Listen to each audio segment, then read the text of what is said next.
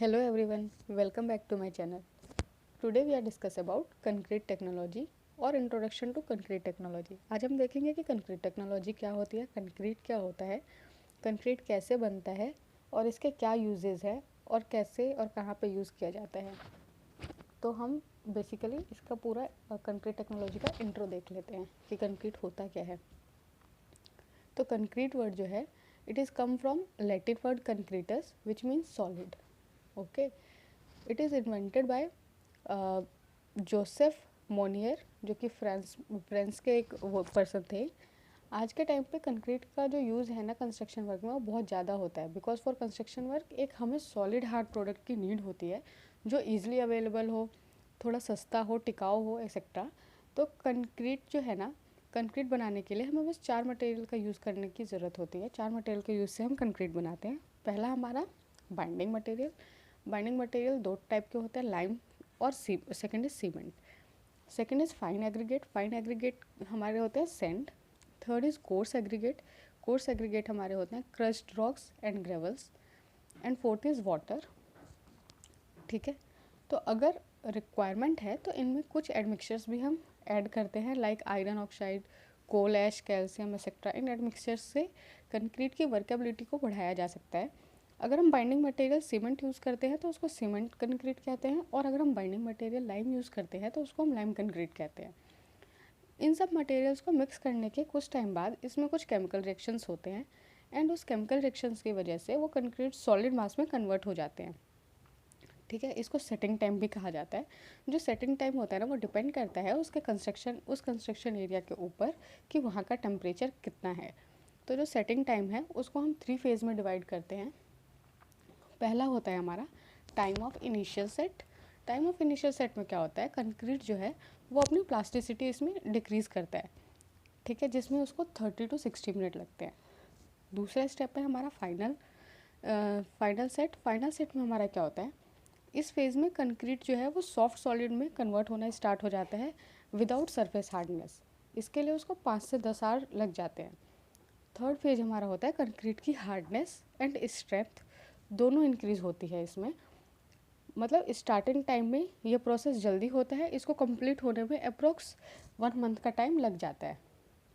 C, if you are a civil engineer और want to be a civil engineer or you are working on a construction site, then you should always remember these things, like cement concrete बनाने के लिए जो grades of material और standards use किए जाते हैं वो हमेशा हमें याद रखने होते हैं।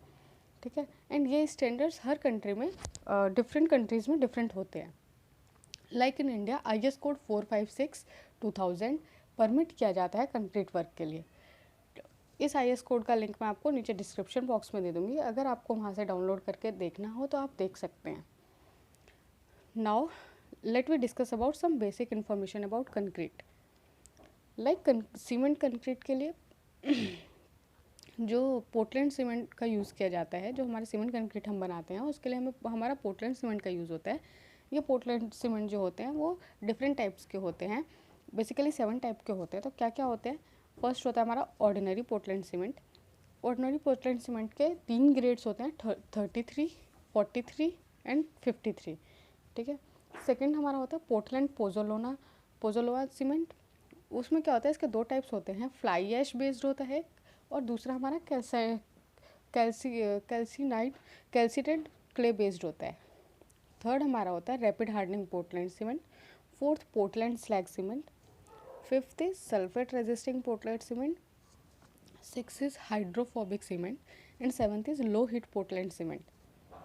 ठीक है, ये तो हमारा सीमेंट हो गया। दूसरा हम इसमें क्या यूज़ करते थे, एग्रीगेट यूज़ करते थे। एग्रीगेट हमारे 2 टाइप के होते हैं, फाइन एग्रीगेट और कोर्स एग्रीगेट। फाइन एग्रीगेट हम उसको कहते हैं जो हमारा IS सीव नंबर 4.75 से पास हो जाता है, वो हमारा फाइन एग्रीगेट होता है, फॉर एग्जांपल सैंड।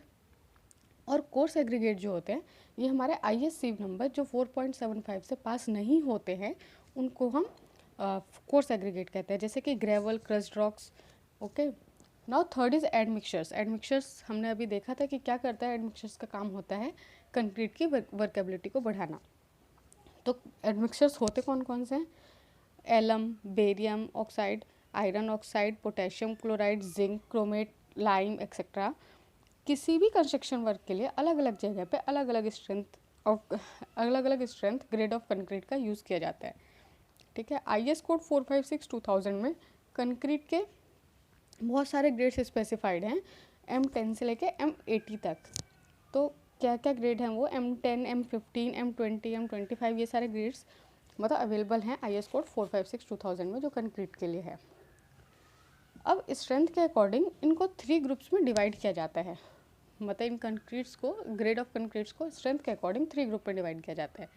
तो जो ऑर्डिनरी कंक्रीट होते हैं उसमें कौन कौन से कंक्रीट ग्रेड आते हैं, M10, M15 और M20, ठीक है। जो सेकंड होता है हमारा स्टैंडर्ड कंक्रीट होता है, इसमें हमारे कौन कौन से ग्रेड आते हैं, M25, M30, M35, M40, M45, M50 and M55।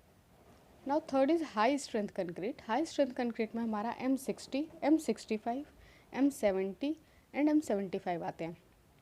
इसके अलावा 2 और ग्रेड होते हैं, M5 एंड M7.5, इनको लीन मिक्स कहते हैं, ठीक है। नाउ अब ये जो हम M10, M15, M60 ये सब हम जो पढ़ रहे हैं, ये होते क्या हैं, इसका क्या मतलब होता है, तो इसमें क्या होता है, जो M होता है इसका मतलब होता है मिक्स, ठीक है, और जो 10 होता है ये होता है हमारा कैरेक्टरिस्टिक कंप्रेसिव स्ट्रेंथ। अब ये मिक्स क्या होता है, पहले हमारे कंप्रेसिव स्ट्रेंथ क्या होता है, ठीक है। तो कंप्रेसिव स्ट्रेंथ क्या होता है, इसको हम FCK से डिनोट करते हैं। इसका यूनिट न्यूटन पर mm² होता है, ठीक है। नाउ कंक्रीट ग्रेड के लिए मिक्स प्रोपोर्शन अलग अलग होते हैं, हर ग्रेड का अलग अलग मिक्स प्रोपोर्शन होता है। लाइक अगर मुझे M10 का देखना है कि कितना इसमें मिक्स प्रोपोर्शन होगा, तो उसका मिक्स प्रोपोर्शन 1:3:6 होता है, जिसमें कि 1 हमारा सीमेंट का पार्ट होता है, 3 हमारा सैंड पार्ट होता है और 6 हमारा एग्रीगेट होता है, ठीक है।